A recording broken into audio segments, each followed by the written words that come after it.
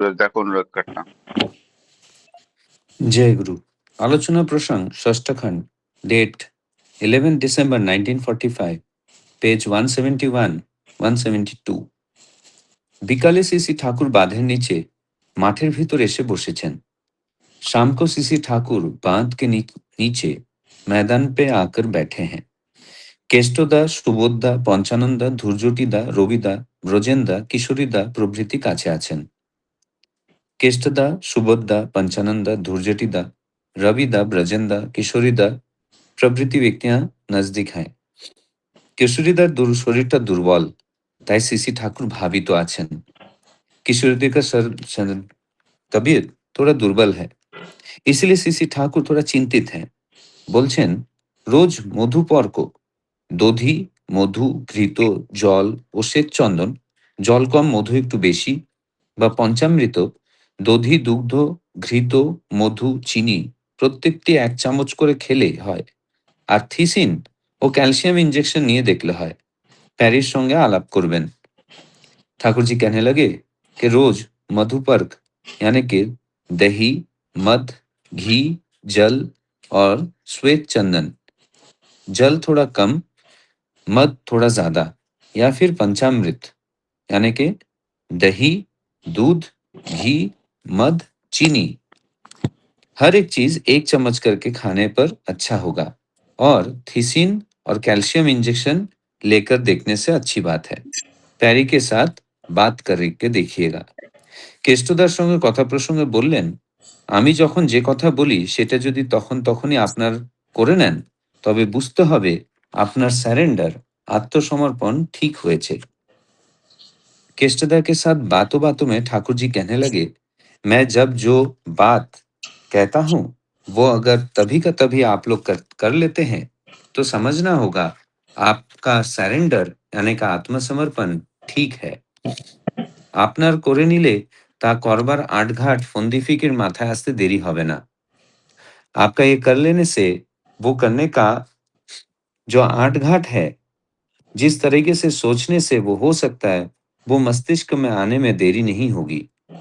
সেই মতো করতে শুরু করলে দেখবেন কঠিন কিছু না।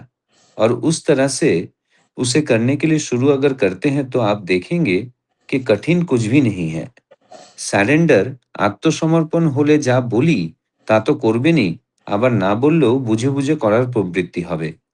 सरेंडर यानी कि आत्मसमर्पण होने पर जो मैं कहता हूँ वो तो आप करोगे ही, और जो मैं नहीं कहता हूँ उसे भी समझ बूझ कर करने की प्रवृत्ति होगी। না বলিতে কাজ বুঝিয়া করিবে, সেই সে সেবক नाम। न बोलते ही कार्य को समझकर करोगे, वही है सेवक नाम। স্যারেন্ডার, আত্মসমর্পণ বলতে অনেকে বোঝে আমি কিছু না দয়াল, তুমিই সব, আমার কোনো শক্তি নেই, করার সাধ্যও কিছু নেই, এমনতর ভাব।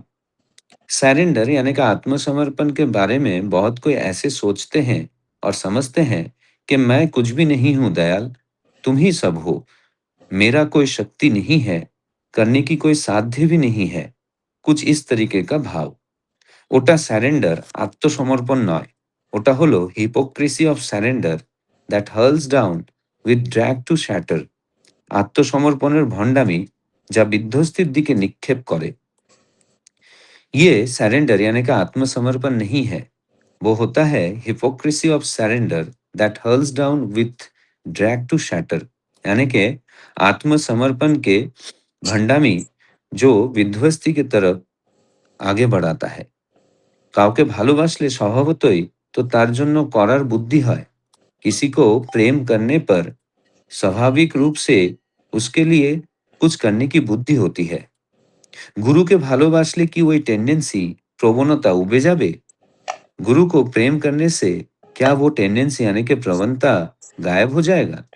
শ্রেয়ের জন্য করার টেন্ডেন্সি, প্রবণতা যার প্রমিনেন্ট, প্রধান, সেই কাম দাগিছে।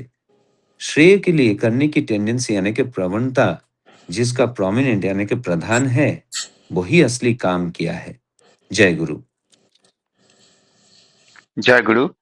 श्रद्धेय श्रोता बहुत सुंदर भाव से आलोचना प्रसंगों का निर्वाचित अंश पाठ किए हैं और उनको हिंदी में अनुवाद करके बताया है।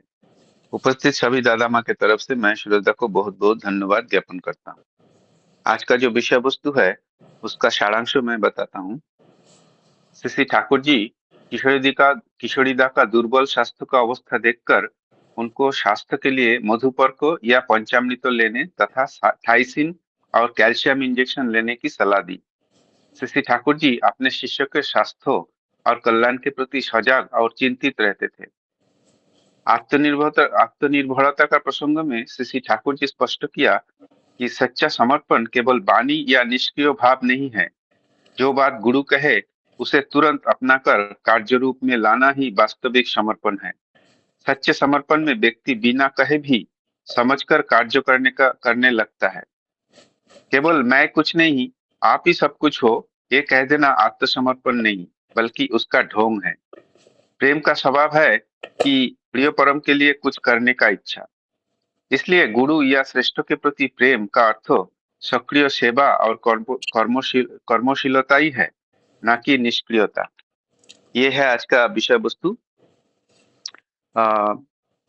इस विषय वस्तु के ऊपर आलोचना करने के लिए मैं पहले श्रद्धेय श्री ब्रजेश कुमार दा को अनुरोध करूंगा 10 मिनट आलोचना करने के लिए।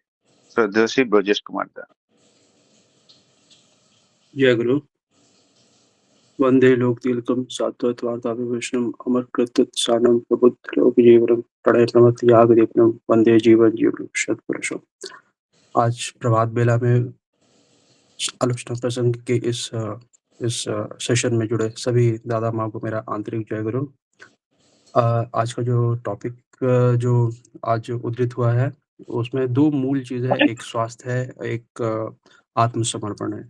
तो मैं पहले आत्मसमर्पण से पहले बोलना शुरू करूंगा, बाद में एक इंसिडेंट्स कोट करूंगा जिसमें फूड का रेफरेंस आएगा और फिर वहां से फिर हम लोग फूड के जो ठाकुर जी स्वास्थ्य के विषय में चर्चा किया उस पर भी थोड़ा सा प्रकाश डालने की कोशिश करूंगा। तो आत्मसमर्पण ठाकुर जी बोल रहे, जो कष्टदा को बोल रहे हैं कि अगर आपने, जब मैंने कोई बात बोला और जिस रूप में करने के लिए बोला आपने उसी वक्त नहीं किया तो आपका आत्मसमर्पण हुआ कि नहीं, वो आपको सोचने की आवश्यकता है।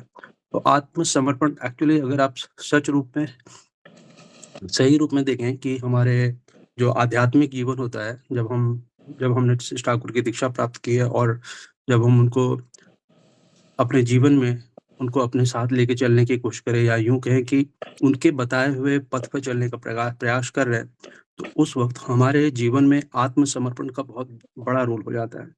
और आत्मसमर्पण का मतलब शब्द ही समझने, आत्मसमर्पण मतलब कि अपना सेल्फ मतलब कि अपने किसी शुभ में समर्पण मतलब अर्पण कर रहे हैं, तो अपने आप को अपने श्री ठाकुर के लिए अर्पण कर रहे हैं, यही हुआ समर्पण। उसी तरह से जो अंग्रेजी वर्ड है सरेंडर में भी अंडर है, सर अंडर, तो सर अंडर है मतलब बेसिकली किन्हीं श्रेष्ठ को अपने जीवन में धारण करने का जो भाव है उनको लेकर के चलना, यही हमारे जीवन में सरेंडर का भाव होता है। तो श्री ठाकुर जी जब केष्टोदा से कह रहे हैं कि आपके जीवन में जब अब सरेंडर का मतलब ये हुआ कि आप जब जब जो जिनको आपने ग्रहण किया है उन्होंने जो आपको पथ दर्शाया उस वक्त आप विदाउट किसी शंका, विदाउट किसी डिले को किए हुए आप उनके बातों को इम्प्लीमेंट करें। और फिर श्री ठाकुर ये भी कह रहे हैं कि सरेंडर क्या नहीं है। सरेंडर मतलब कि अगर आप आत्महारा होके और भगवान के सामने, ईश्वर के सामने आप ये बोलते हैं कि प्रभु मैं तो बहुत ही कमजोर हूँ, मुझे मैं ये नहीं कर सकता, आप ही सब कुछ है, तो ये हुआ कि मतलब कि आप ये फांकी देना हुआ कि आप अपने आप को कुछ भी नहीं कर रहे हैं और श्री ठाकुर को बोल रहे हैं कि आप जो भी हैं सब आप ही हैं। तो ये सरेंडर नहीं, ये फांकी हुआ है, ये कमजोरी है, तो ये सरेंडर नहीं है। और हमने सत्यानुसार में देखिए ठाकुर जी हर कॉन्सेप्ट को एकदम बहुत क्लियरली डिफाइन की क्या चीज है और क्या नहीं है। तो यहाँ पे भी आत्मसमर्पण जो है, सरेंडर क्या है, यहाँ पे ठाकुर जी ने डिफाइन कर दिया कि सरेंडर मतलब ये हुआ कि जब आपको जो बात बोला जा रहा है उसको उसी वक्त पूरी शक्ति के साथ आप उसको कर सकते हैं। हाँ, और एक वाणी भी बोले कि बिना ही जो काम समझकर करे वही सच्चा सेवक कहलाए। यही ठाकुर जी यहाँ पे कह रहे हैं, कोशिश कर रहे हैं। इसमें एक इसको जोड़ते हुए मैं एक जीवननाथ जगन्नाथ से एक कोट करता हूँ जो राम बसावंदा कह रहे हैं कि जो अपने उस कोटेशन में कह रहे हैं कि पुरुषोत्तम के आदेश पालन में विलंब, शिथिलता, आलस्य अथवा प्रमाद एक ऐसा अपराध है जिसके चलते अनुसरणकारी शिष्य का सारा जीवन इस तरह आपद विपद, संकुल अथवा रोग शोक दुर्दशा में बन सकता है, जिसके संशोधन का अवसर भी शायद इस जन्म में न मिले। कितना बड़ा बात बोल रहे हैं। और ये उन्होंने अपने जीवन में जो ठाकुर के साथ जो घटना हुआ था उसके संदर्भ में वो ये बात बोल रहे हैं। तो जो घटना था वो ये है कि दादा, आपको पता है कि राम सामंत दास ठाकुर जी के सामने ही साथ ही रहते थे और श्री ठाकुर जो कुछ घटना जो है उनको इंसिडेंट जो कोट कर रहे हैं उसमें वो बोल रहे हैं कि ठाकुर जी उनको एक दिन टोके कि तुम ही खींचो, तो वो बोले कि आज्ञा नहीं। तो फिर जाके खाने के लिए उनको इंगित किया, वो चले गए खाने के लिए। फिर दूसरे दिन भी ठाकुर जी उनको सामने पूछते हैं, तुम ही खींचो, तो वो फिर से वही बोलते कि आज्ञा আমি मतलब कि मैं नहीं खाया हूँ, तो फिर वो जल्दी से जाके खाते हैं। थर्ड दिन उनको ग्लानि फ़ील होने लगा था, लेकिन वो अपने बात को बोल रहे कि उनकी बातों से ठाकुर जी को छोड़ के जाने के लिए उनको 1 मिनट का भी मन नहीं करता था कि ठाकुर जी की बात वो उनको छोड़ के जाएँगे, तो बहुत कुछ मिस हो जाएगा।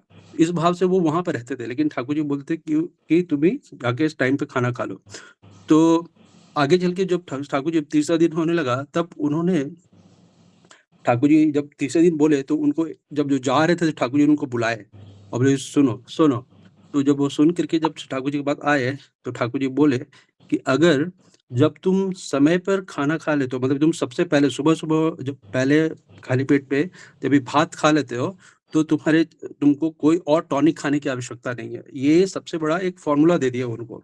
और आगे चल के राम सामंत बोल रहे हैं कि उनके जीवन में उनको लीवर का समस्या था। और बहुत पहले ही जो गुरकिंकर पांडे और अन्य जो वैद्य लोग थे, जो आश्रम में रहते थे, वो उनको बता चुके थे कि आपके जीवन में आपके लीवर का कुछ तो इश्यू है। तो लेकिन वो अपनी बात बोले कि ठाकुर जी के जो बताए हुए मार्ग था उसमें कि आप सुबह-सुबह जब अगर आप भात खा लेते हैं, तो आपको और टॉनिक खाने की कोई आवश्यकता नहीं है। उसमें वो बोल रहे हैं कि मुझे फिर कभी भी दोबारा कोई और कुछ एक्स्ट्रा कुछ करने की आवश्यकता नहीं है और मेरा स्वास्थ्य भी उस मतलब अच्छा ही रहा पूरे टाइम तक, जब अच्छा समय तक मैं समय निकाला हूँ। तो मुझे कोई कष्ट नहीं हुआ है। तो यहाँ पे जो खादी का जो इंस्टेंस आ रहा है, इसी में आपको जब जब जोड़ते हैं कि इनका जो किशोरी दा के हेल्थ के संबंध में जब बात हो रहा है, तो यहाँ पे भी किशोरी दा को भी ठाकुर जी वही बोल रहे हैं कि जब आपका स्वास्थ्य खराब हो रहा है, तो वहाँ पर 2 चीज़ बता रहे हैं, या तो पंच अर्क या पंचामृत बोल रहे हैं। तो पंचामृत एक्चुअली अगर आप जानते हैं कि हमारे यहाँ घरों में जभी भी कोई सत्यनारायण भगवान का पूजा होता है, उसमें पंचामृत बनता ही है। और आजकल के लोग बहुत लोग कन्फ्यूज़ हो जाते हैं कि दूध, दही सब मिक्स करना कि नहीं चाहिए, थोड़ा-सा ज़्यादा हम लोग सोच समझ के इस टाइप का I mean I don't know कैसे लोग उसको ग्रास्प करते हैं। मैंने देखा है कि लोग कुछ उस पे भी क्वेश्चन करते हैं। लेकिन सच बात ये है कि जो हमारे पूर्वज लोग जो लोग रियलाइज़्ड करके जो बात बताए हैं, उसको जीवन में बिना शक-शुबा के पालन करना चाहिए। और श्री ठाकुर जी बोल रहे हैं कि पंचामृत से अच्छा कोई टॉनिक है नहीं और पंच अर्क एक बात बताएँ। तो ये जो हमारे जीवन में, और फिर आगे बोल रहे हैं कि थायरोसिन, कैल्शियम का भी उपयोग होना चाहिए। ये इसके विषय में थोड़ा-सा मैं एक बात बताऊँगा कि कैल्शियम के विषय में एक बात ज़रूर बताऊँगा कि कैल्शियम जो है, हम लोग सोचते हैं कि हमारे नॉर्मल फूड से आ जाता है, कैल्शियम दूध, दही सबसे आता है। एक्चुअली अगर आपको शरीर संरचना देखेंगे, तो जो कैल्शियम जो होता है, वो आपके जीवन के लिए सबसे इम्पोर्टेंट एस्पेक्ट है और हमारा ध्यान नहीं रहता है। और इसलिए बहुत सारे लोगों को समय, और तो आजकल हम लोग ज़्यादा इंडोर्स रहते हैं और धूप में कम निकलते हैं, तो हमारे जीवन में वीकनेस आता है और विटामिन डी की कमी हम लोग महसूस करते हैं। तो उस संबंध में कैल्शियम का सही रूप में पालन मतलब कि खाद्य होना बहुत ज़रूरी है और साथ में विटामिन डी भी जाना चाहिए। तो जब ये सारे चीज़ मतलब जो जो कैल्शियम है, उसका एक इम्पोर्टेंट एस्पेक्ट ये है कि 1% कैल्शियम आपके हमेशा रक्त में फ्लोट करता है। और वो जब अनबैलेंस होता है ना, तो वो शरीर का सारा संरचना खराब करता है और इसीलिए वो क्या करता है कि जो जो हमारा सिस्टम है, वो अपने बोन से भी वो खींच करके वो ब्लड में 1% कैल्शियम रखने की कोशिश करता है। इसी के कारण ऑस्टियोपोरोसिस होता है। तो इन सभी बातों को मतलब आज की जो ये जो टॉपिक था, इसमें मेरे को मैंने समराइज़ करने का कोशिश किया कि जो जीवन में गुरु का आदेश का पालन करना वो हमारे जीवन का लक्ष्य होना चाहिए। हम सबको एनालाइज करने की आवश्यकता है कि मेरे जीवन में कितना सरेंडर आया है। क्या मैं ठाकुर जी के बताए हुए बातों को लेकर चलने की कोशिश में कहीं कुछ कुछ कमी करता हूँ। तो हमारा सूक्ष्म आत्म क्या बोलते हैं एनालिसिस, सेल्फ एनालिसिस होना बहुत ज़रूरी है। और आज के विषय पर मैं और इतना ही बोल के आप सभी लोगों के आज का दिन शुभ हो और आप सभी के मंगल कामना के लिए ठाकुर जी के चरणों में प्रार्थना करते हुए अपनी वाणी को विराम देता हूँ। जय गुरु।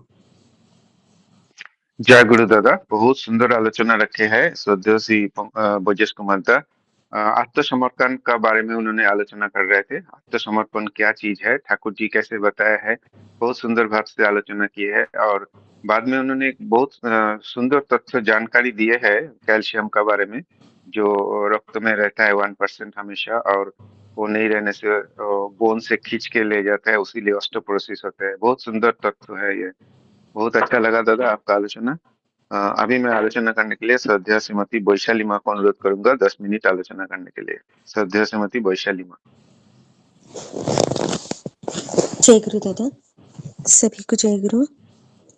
वंदे पुरुषोत्तमम, वंदे पुरुषोत्तमम, वंदे पुरुषोत्तमम। अभी दादा ने बहुत सुंदर उदाहरण देते हुए, जो इंसिडेंट्स बताते हुए बहुत सुंदर से स्वास्थ्य के बारे में और आत्मसमर्पण के बारे में बताया। मैं थोड़ा सा आत्मसमर्पण के बारे में बताने का प्रयास करती हूँ। कुछ इंसिडेंट्स जो ठाकुर के समय के, ठाकुर के साथ के हैं। अपने खुद का तो ऐसे बहुत कम है, लेकिन हाँ, ये इंसिडेंट्स जैसे आजकल हम लोग डेमो पे ज़्यादा भरोसा करते हैं। ठाकुर इसीलिए सारे जो भी उपस्थित दादा माओ के डेमो के माध्यम से ही ये सारा इंसिडेंट्स आलोचना प्रसंग में हमारे सामने है। आत्मसमर्पण करना, लेकिन ठीक से करना, पूर्णतया करना, पूरी तरह से, अर्थात सर्वहारा बनके सब कुछ मेरा उन्हीं का है। और वो तभी हम प्रूफ कर पाएंगे कि तुरंत उनकी आज्ञा का पालन करें। करते तो हैं, जैसे घर पर भी हो या ठाकुर का बोला हो, आचार्य दादा ने कुछ कहा है, हाँ सुन लेते हैं और हम अपनी सुविधा से हम लोग उसको करने का प्रयास करेंगे, तब तो वो ऐसे नहीं होगा। उसको तुरंत करना, क्योंकि हम लोग जैसे सिर्फ वही सुनते हैं जो कोई कह रहा है, लेकिन ठाकुर के और एक शिष्य के बीच की बात क्या होती है? जो नहीं बोला वो भी सुन रहा है, जो नहीं हम समझ पा रहे लेकिन वो समझ पाते हैं। एक छोटी सी बात जो ये मैं अपना अनुभव से बता रही हूँ कि ठाकुर और हमारे बीच का क्या होता है। एक साधारण मनुष्य, हम लोग जो हमारे पास वर्तमान में है उसके अनुसार हम भविष्य की प्लानिंग करते हैं। कोई भी वॉटेवर प्रेजेंट में मेरे पास जो भी कुछ है, या मैं जो कुछ हूँ, या मेरी क्षमता या मेरा फिनेंशियल जो है, उसके अकॉर्डिंग हम लोग फ्यूचर का प्लानिंग करते हैं। लेकिन ठाकुर हमारा फ्यूचर के अकॉर्डिंग हमारे प्रेजेंट को प्लानिंग करते हैं। हमें जो वर्तमान में आदेश निर्देश या जो भी सलाह देते हैं, जो भी करने को हमें कहते हैं, वो हमारे भविष्य के लिए होता है, जिसमें हमारी न तो बुद्धि है ना ही दृष्टि है, कुछ भी नहीं है। लेकिन हाँ, हम यदि उन्हें पूर्णतः स्वीकार करते हैं, तो जब वो कहते हैं जैसा कहते तुरंत करने का प्रयास करें, तब हमने सही मायने में आत्मसमर्पण किया है। हमने गुरु को, इवन हम साधारण जब दीक्षा लेते हैं तब भी ये ऋतिक जाजक, ये तो बहुत दूर की बात है। एक साधारण हम दीक्षा भी एक इंडिविजुअल के लिए, शुरुआत तो वही होता है। वहां पर भी हमें ये वचन दिया जाता है कि हम अपना ठाकुर की पूरी बातों को मानकर चलने का प्रयास करेंगे। और वो हम कहते थे, मैं भी बहुत पहले जब दीक्षा ली, लिखा था, सिग्नेचर भी किया, लेकिन भूल गए। पर वो जब जाजन करते हैं या दूसरों को कराते समय, तब वो पढ़ने में तब देखा कि अरे ये मैंने साइन किया है, मैंने ये स्वीकार किया है। एक छोटे छोटे इंसिडेंट, जैसे कि एक बार, बहुत सारे हम यहाँ पर डिस्कस किए हैं। एक बार एक दादा जब आए थे, उनका बच्चा बहुत बीमार है, लेकिन उस समय बोलने से पहले ठाकुर एक आदेश दे दिए। अब वो दादा आत्मसमर्पित थे तभी, और विश्वास तो था, लेकिन आत्मसमर्पण के साथ, विश्वास था हम सबको ठाकुर पर है, लेकिन विश्वास के साथ हम लोग समर्पित किस तरह से हैं? जब उनकी तरफ से हमारे लिए कोई आदेश होता है, क्या हम तुरंत पालन करते हैं? तुरंत शब्द इसमें जरूरी है। हम लोग सुनते हैं, लेकिन जब थोड़ा ठोकर खा लेते हैं, जो होना ही था, जैसे मॉर्निंग में एसिडिटी का गोली नहीं खाओगे, मैदा चावल कुछ रोटी खाया, गैस हो जाएगा, तब वो गोली उतना असर नहीं करेगी। तो जिस समय करना है उसी समय करेंगे तो उसका असर होता है। तो वो दादा बोले इसके पहले ही ठाकुर कुछ उनको आदेश दे दिए, गांव में जाकर के जाजन करना है, काम है, उस चीज को सुलझाना है। तो जो भी आदेश दी ठाकुर के वहां जा करके करना है, बिना बोले वो देखिए वहां से निकल गए। यदि वहां पर वो सवाल रख देते, वो बात ठाकुर का कट जाता, वो विश्वास वहां का कम हो जाता या नहीं भी होता है कि ठाकुर में एक हम लोग होते साधारण इंसान और उस समय ये आदेश आता, थोड़ा सा चले जाते, चलो संभाल के करके फिर कर देंगे, लेकिन वहां अपनी बुद्धि नहीं लगाई, अपने मुख से कुछ नहीं बोला और तुरंत उसको इम्प्लीमेंट किया और उसका उन्हें भविष्य में पता चला ये इसलिए था। ये सारे उदाहरण इसलिए कि हमें विश्वास हो, और विश्वास होगा तब आत्मसमर्पण, दोनों चीजें हैं। हम आजकल के मनुष्य, मैं भी हम उसमें इंक्लूड हूँ, कुछ भी ठाकुर का आदेश निर्देश होता है, हम अपनी सुविधा अपना भाव रख देते हैं। एक मेरे साथ भी ऐसा हुआ है जहां मैंने नहीं करा, लेकिन जो उनकी इच्छा है वो करवा लेते हैं।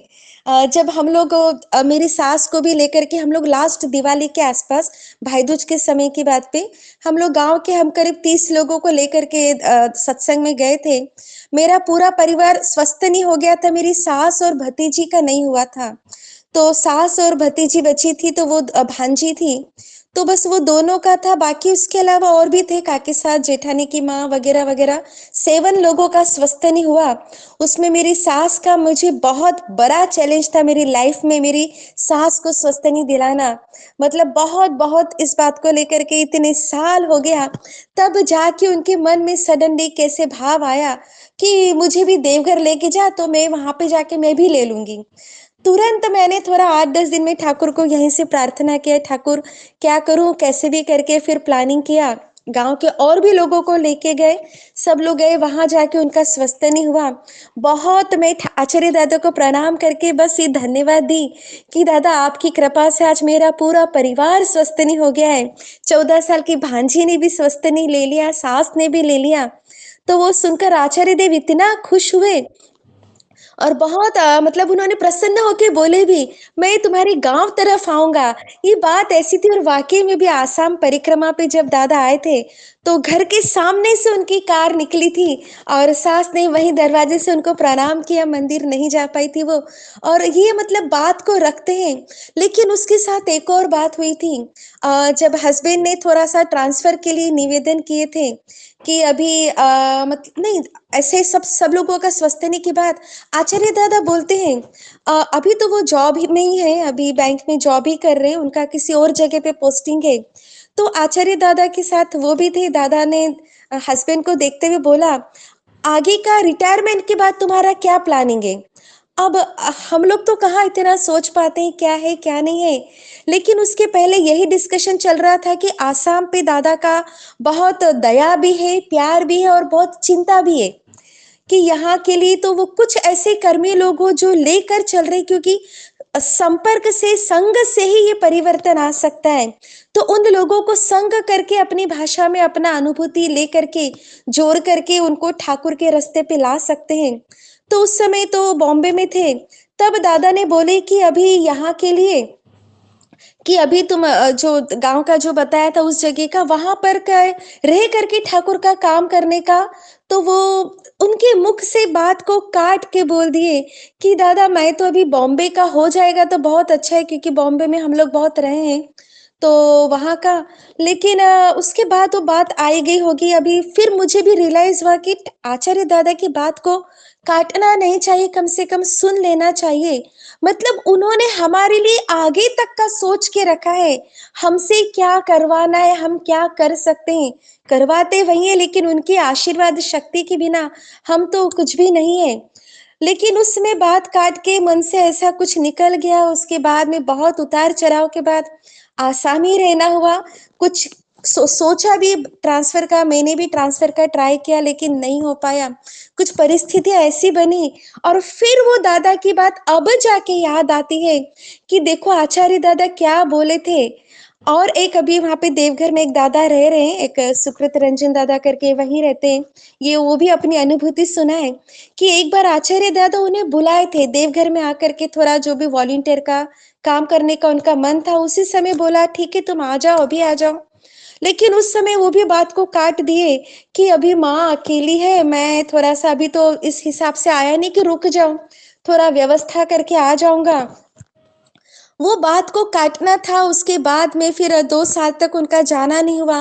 मन ऐसा तड़पता है कि दादा बोले, क्योंकि हम लोगों को यही ना, नाम ध्यान करेंगे, तुरंत उस बात को समझ पाना और स्वीकार कर लेना, ये दोनों में हमारा जो गैप होता है, यहाँ कहीं ना कहीं हमारे समर्पण में मतलब फाकी है। सिर्फ अपने स्वार्थ के लिए हम फिल्टर करके अपने काम की बातों को ले लेते हैं, और उसमें हम लोग नहीं जानते कि मेरे भविष्य में क्या मेरा अमंगल हो सकता है जिससे ठाकुर रोकना चाहते हैं, क्या मेरा और मंगल हो सकता है जहां मेरे ठाकुर मुझे आगे धकेलना चाहते हैं। लेकिन ये तभी होगा जब पूरा विश्वास हो। जैसे द्रौपदी सारे पांडवों पे भरोसा करके यहाँ वहां सबके आगे हाथ जोड़ रही, सबसे विनती कर रही है। अंत में जब सर्वहारा बन गई, हाथ छोड़ दिया, अब कुछ भी हो कृष्ण बस तुम चाहे जो, आंखें बंद करके मैं और मेरे कृष्ण बीच में कोई नहीं, इस भाव से जब सब कुछ समर्पित करेंगे, तब देखिए उनकी कृपा सोच भी नहीं सकते, वो सब संभव होता है और वो हुआ है। ये उदाहरण हम लोग, मैं भी उसमें से एक उदाहरण हूं कि मैं नहीं माना, लेकिन गलतियां करके हम सीखे तो सही। वो होने के बाद अब अपनी बुद्धि का प्रयोग हम ना करें, कुछ भी अपनी बुद्धि को जब हटा देंगे, ये छोटा सा पतला सा पर्दा है लेकिन बहुत मजबूत है, इसको हटा कर देंगे, गला देंगे जब, तब जाके देखेंगे कि पूरी दया, उनकी पूरी करुणा हम पर आ पाएगी, और वो जो मुझे निर्देश दे रहे मैं एज इट इज इम्प्लीमेंट कर सकूं, स्वीकार करके विश्वास के साथ तुरंत करने का प्रयास करो। भूल जाऊं, मेरी बुद्धि लगता है कि ऐसा हो गया तो ऐसा नहीं हुआ तो, ये एक होता है मैनुअल कैलकुलेशन, जो हम लोग बहुत गणित,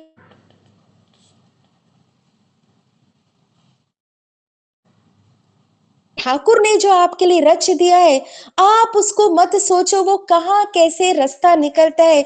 लिटरली ये भी, इसके भी उदाहरण अपने सबके जीवन में होगा, मेरे भी जीवन में है ऐसे, अभी समय नहीं है, लेकिन ऐसा है कि जब उनकी बातों को माना है, मन में क्वेश्चन है, अरे यार ये तो हुआ नहीं, ऐसा कैसे हुआ, लेकिन वेट एंड वॉच, हम समय जब थोड़ा सा वेट करते हैं, कुछ समय के बाद ही रियलाइज होता है हमें, तब हम उस जगह पे पहुंचते हैं, समय के बाद तब वो समझ में आता है, ओ ये आचार्य दादा ने इसलिए उस काम को रोके रखा, यदि ये उस समय होता तो मेरा कितना नुकसान होता, और अब हुआ तो इससे मुझे कितना प्लस हुआ, कितना प्रॉफिट हुआ।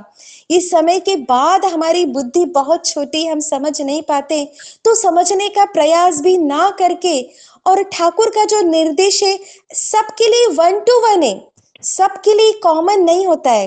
मैं और मेरे हस्बैंड भी जाएंगे, दोनों को एक जैसा आदेश निर्देश नहीं मिलता है, उनके लिए जो आदेश है उन्हें पालन करना होगा, मेरे लिए अलग आदेश है। हर कभी भी, जैसे एक बार और इंसिडेंट है, जैसे अबिन दादा जब छोटे से थे ऐसे ही खेल रहे थे, तो उस समय आचार्य देव जो है वो कहीं पर मीटिंग वगैरह में या कहीं बिजी थे, तो वो जब जाने के समय पर दादा आशीर्वाद लेना चाहते थे कि उनसे परमिशन ले, कि अब उनको बोल करके यहाँ से निकलना है, तो इंतजार कर रहे थे। अबिन दादा तो उस समय छोटे थे, खेल रहे थे, पर उनको देखते हुए बोलते हैं, पूछते हैं कि दादा क्या हुआ, तो वो कहते हैं थोड़ा आचार्य देव से आशीर्वाद लेना था जाने के लिए। तो अबिन दादा खेलते खेलते, बच्चे हम लोग सोचते हैं बच्चे हैं, लेकिन वो भी कहा ना, तब जब हमारी बुद्धि नहीं, बुद्धि आगे आ जाती तब हम सोचते हैं।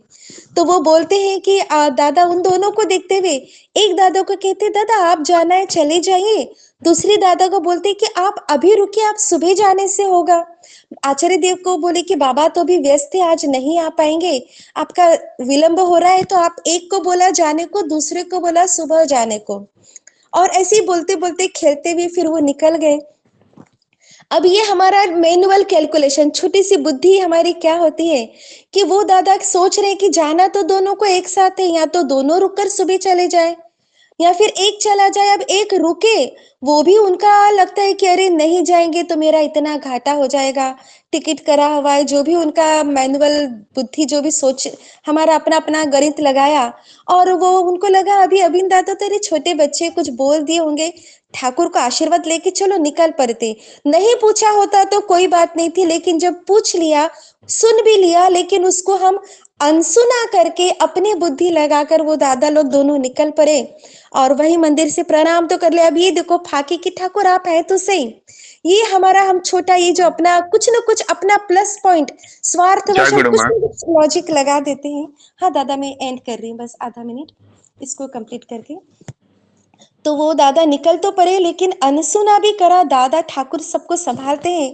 निकल गए, निकलने के बाद थोड़े समय बाद वो जिस टमटम में जा रहे थे ऑटो में, वो पलटी खा गया और एक दादा जिनको मना किए थे उनको बहुत चोटें आई, और दूसरे दादा को चोट नहीं आया, लेकिन उनको सलामत रख के फिर वो लोग वापस घर देवघर ही आए, वापस वहां रुके। सुबह जाकर पूज्यपाद दादा के आगे, जो भी ये शायद सबको पता होगा इंसिडेंट, अर्थात हम अपनी बुद्धि का लगाएंगे वो आत्मसमर्पण नहीं होता है, तो पूरी तरह से मान के चलेंगे सर्वहारा बनकर, वही आत्मसमर्पण है। मैं इतना कह के अपनी वाणी को विराम देती हूँ। जय गुरु दादा। जय गुरु माँ। अभी वैशाली माँ बहुत सुंदर भाव से आत्मसमर्पण का व्याख्या कर रहे थे। आत्मसमर्पण एग्जैक्टली क्या होता है, और सुंदर सुंदर उदाहरण देके माँ ने एक्सप्लेन करने का कोशिश किया है। अरविंद दादा की भी बात बोले है, और सबसे अच्छा एग्जाम्पल द्रौपदी का है। द्रौपदी जब वस्त्रहरण हो रहे थे तो उन्होंने छोड़ दिया था और पूरा पूरी आत्मसमर्पण किया था। आत्मसमर्पण आत्मसमर्पण का मतलब ये नहीं है कि मैं अपना बुद्धि लगाऊं और मैं कुछ नहीं कर सकता, मेरा कोई शक्ति नहीं है, ये नहीं है। गुरु के लिए कुछ करना, गुरु जो बोले तुरंत उसको करना, और जो गुरु बोले भी नहीं उसको लिए सोच के करना, ये भी आत्मसमर्पण का दो चीज इम्पोर्टेंट पहलू है। तो बहुत सुंदर आलोचना रखे है श्रद्धेय श्रीमती वैशाली माँ। अभी मैं वैल्यू एडिशन करने के लिए श्रद्धेय श्री शशिकांत दादा को अनुरोध करूंगा आलोचना करने के लिए आत्मसमर्पण के बारे में। जय गुरु दादा। जय गुरु सोमनाथ दा, जय गुरु सबको जय गुरु। वंदे पुरुषोत्तमम वंदे पुरुषोत्तमम वंदे पुरुषोत्तमम। अभी बहुत सुंदर भाव से वैशाली माँ आलोचना रखें और आत्मस्मरण के बहुत सारा उदाहरण देके परम पूज्यपाद श्री श्री आचार्य देव के साथ संग करके उनका परिवार के साथ जो उदाहरण सब दिए, राजेश दा भी बहुत सुंदर भाव से आज का आलोचना रखें, जो पंचामृत के बारे में श्री श्री ठाकुर जी बोले हैं, प्लस जो धीतिमानता के पिताजी के बारे में जो एक बात जीवननाथ जगन्नाथ जी से उदाहरण दिए, बहुत सुंदर लगा। आज जो बातें रखें, जो ज्येष्ठता को श्री श्री ठाकुर जी बोल रहे, यहाँ पर होता है श्री श्री ठाकुर जी को जो पूछा जा रहा है, तो आत्मस्मरण का बात हो रहा है। जो ठाकुर जी क्या बोल रहे हैं, जो ठाकुर जी बोल रहे हैं, जो आत्मस्मरण का बात होता है, जे उसके अंदर प्रबल अहंकार रहेगा। किसके अंदर? ना एक भक्त के अंदर, जो मैं परम पिता का संतान हूँ। ये अहंकार प्रबल वेग नहीं होने से आत्मस्मरण नहीं आएगा। उसके अंदर ईगो प्रोमिनेंट होना चाहिए।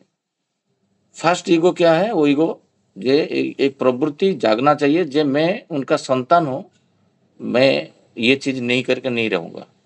ये जो नहीं रहता, उनका दया से सब कुछ होता है, मैं कुछ नहीं हूँ, ये मैं कुछ नहीं हूँ, जो जहां पर परमानेंट होता है।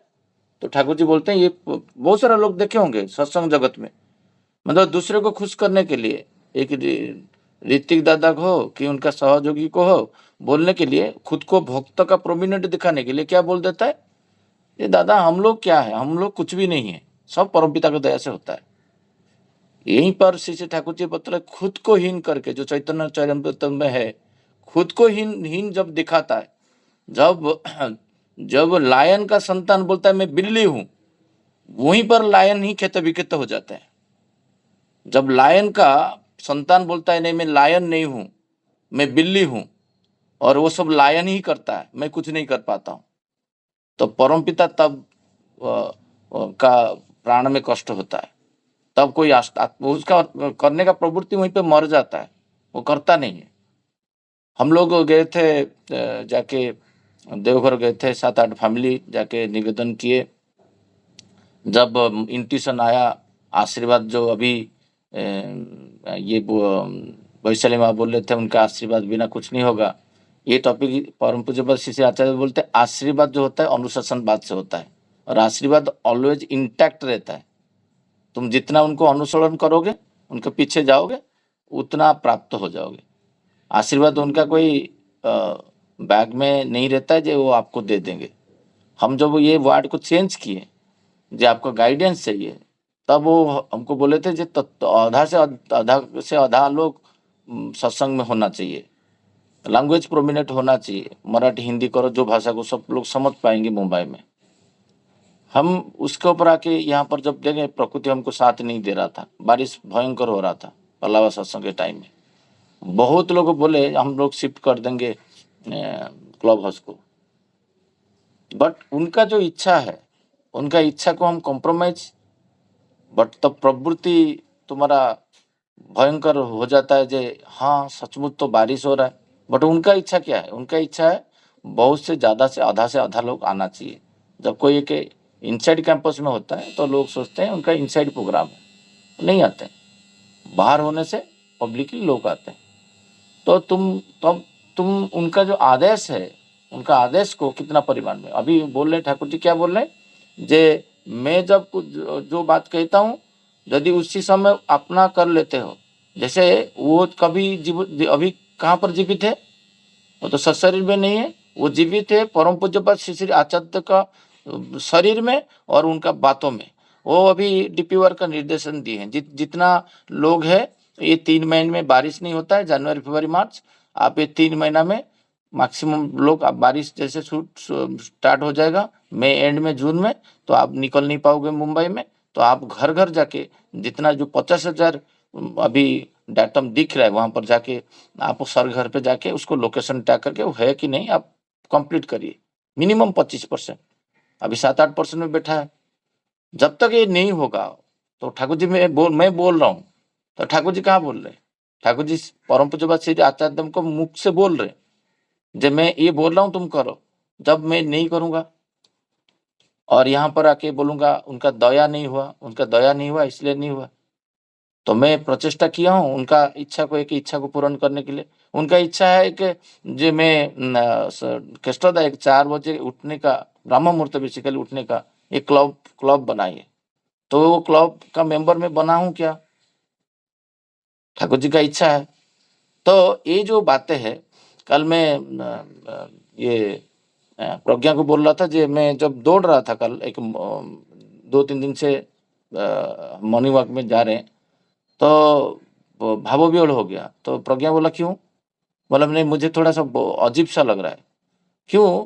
कभी मैं मुझे प्रज्ञा बोल रहे तुम दौड़ना क्या, तुम खड़े होगे कि नहीं मुझे विश्वास नहीं था 2010 में, तुम खड़े हो पाओगे कि नहीं मुझे पता नहीं, क्योंकि एक side one type of paralysis type का है, 4 लोग नहीं होने से उठ नहीं पा रहा था। बट ये कैसे संभव हुआ? तो इसको कोरिलेट किया 2014 एंड में, दिसंबर में हम जो परम पूज्यपाद श्री आचार्य देव के पास जाके निवेदन किए, जे मैं मेरा एक अभिमान की तरफ बोला, जे आप मेरे लिए कुछ कर नहीं रहे हो। मैं नहीं पूछा जे मैं कैसे ठीक हूँ, जब मेरे लिए कुछ नहीं हो। तो मैं वहीं पे हमारा श्रद्धेय अभ्योदय थे, जे ऐसे गुरु के साथ बात नहीं करते हैं। मुझे बोले शशिकांत ऐसे बात नहीं करते हैं गुरु के साथ। तो फिर वो गंभीर होके बोले नहीं इशू है तो वो सीढ़ी का घर पे तुम बैठ के सुनो, चेयर में बैठने के लिए कंफर्टेबल है, बट मंदिर जहाँ रहेगा, आज से मंदिर जहाँ रहेगा तुम उधर जाओगे। आप देखो वो बातें हुआ और 3 दिन के बाद हमारा एक ट्रांसफर हो गया हैदराबाद। 3 दिन, हाँ 4 दिन के बाद हुआ। हम लोग निवेदन हुआ 26 को, हम लोग 30 को हमको ट्रांसफर हुआ, हम लोग चले गए हैदराबाद। और हैदराबाद से सिकंदराबाद में मैं रुका हूँ और मंदिर था 25 किलोमीटर। अब देखिए जब मैं एक स्टिक में जा रहा हूँ, कभी ठीक से चल पा रहा हूँ, किसी से चल नहीं पा रहा हूँ, तो 25 किलोमीटर दूर में मंदिर है। आत्मसमर्पण इधर आ रहा है, जो मैं सरेंडर किया हूँ। बातों से तो नहीं होगा, जे उनका बातें को मैं कितना परिमाण में मानता हूँ। तो हमको, मेरा पास तब गाड़ी नहीं था, तो हमारे पास एक स्कूटी था, इतना दूर तो जाना संभव नहीं है, छोटा बच्चा है साथ में। हम लोग 2-2 बस चेंज करके जाते थे। एक ही दिन हम लोग जो वहाँ पर 1 साल रहे, 52 संडे गए हैं। कोई स्वास्थ्य खराब हो, जो भी हो, क्योंकि उनका निर्देश है। हम पुणे गए, पुणे से 32 किलोमीटर दूर है, हड़पसर से वो साइड, वो सत्संग साइड, तब मंदिर नहीं बना था, वहाँ पर भी 32 किलोमीटर चले। चेन्नई गए, चेन्नई में 22 किलोमीटर दूर है। मैं क्यों बोल रहा हूँ, अब देखिए, परम पिता का दया जो होता है ना, दया के साथ ना वो पूरा प्रतिकूल सब कुछ इंटैक्ट करके दे देते हैं, देखते हैं तुम क्या कर रहे हो। इसके पीछे क्या रहस्य था ना, मैं चल पाऊं इतना दूर मुझे रखने का कारण। मैं गया बैंगलोर, बैंगलोर में कितना 41 किलोमीटर, आप सोचिए, वहाँ 41 किलोमीटर जाना पड़ा। चेन्नई में 22 किलोमीटर, अभी मैं मुंबई में रहता हूँ, एग्जैक्टली 24 किलोमीटर है साइड टू साइड। आप सोचो, मैं कभी कभी इसको जब एनालिसिस करता हूँ मैं हैरान हो जाता हूँ। 22 किलोमीटर एवब ऑलवेज वो रखे मेरा घर से मंदिर का दूर, और मुझे आशीर्वाद मिला है। अभी उसको एनहांस करते करते प्रज्ञा बोल रहे हैं, वो बोल रहे हैं जाने के लिए, अब हम सुस्त हो चुके हैं, हमें बीमार नहीं है, हम जाएंगे नहीं सत्संग में, हम जाएंगे प्रेयर में। तो अभी बहुत दिन से हम लोग प्रेयर में जा रहे हैं। जिस दिन संडे जाते हैं, महीना में एक बार जो सत्संग होता है, बोले जो सत्संग होगा आप जाओगे। जब 4 होता था 4 बार जाते थे, 1 बार हो रहा है तो 1 बार जा रहे। अभी इधर बात आ रहा है, जे ठाकुर जी बोल रहे हैं, जे मैं जो बोलता हूँ आपको करना है। मेरा अभी क्या है, मैं दौड़ के पंगु लंगयते गिरिम, किसका उदाहरण मैं दूं? पंगु लंगयते गिरिम, मैं किसका उदाहरण दूं? मेरा उदाहरण नहीं दे सकता हूं। मैं 2 स्टिक में चलने वाला व्यक्ति आज जूता पहन के दौड़ रहा है,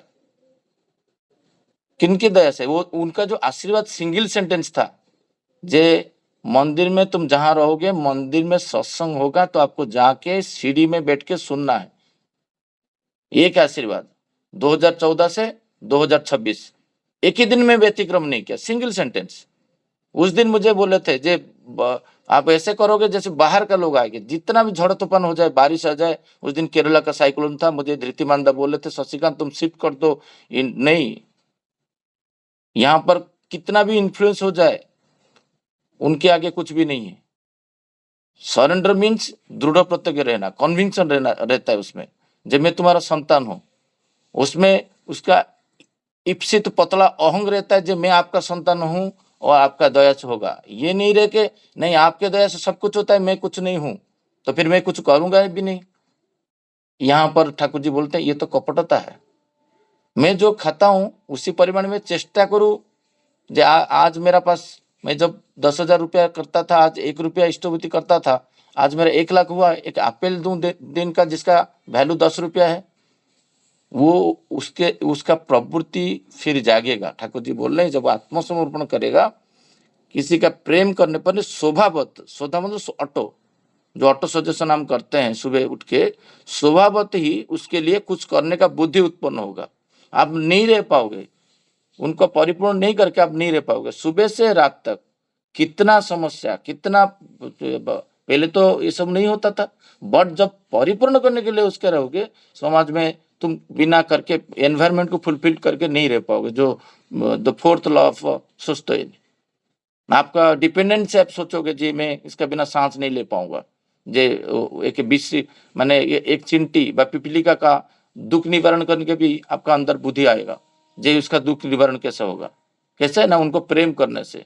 वही आत्मसमर्पण जो होता है, आत्मसमर्पण में तो समय हो चुका है। हाँ, समय हो चुका है। लास्ट सेंटेंस बोल के जे ठाकुर जी बोलते, गुरु को प्रेम करने पर क्या ये टेंडेंसी, प्रवृत्ति समाप्त हो जाएगी?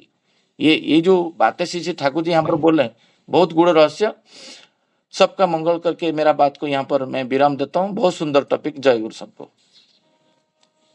जय गुरु दादा, बहुत सुंदर भाव से श्री जय गुरु। शशिदा आलोचना कर रहे थे कि आत्मसमर्पण क्या है। जीवनीय उदाहरण दिया, अपने जीवन में जो घटना घटे है उसको उदाहरण दिया। इससे अच्छा और क्या हो सकता है आत्मसमर्पण का उदाहरण। बहुत ही सुंदर। अभी सभी दादा माँ को जय गुरु और प्रणाम।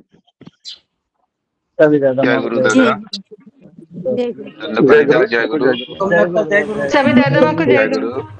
जय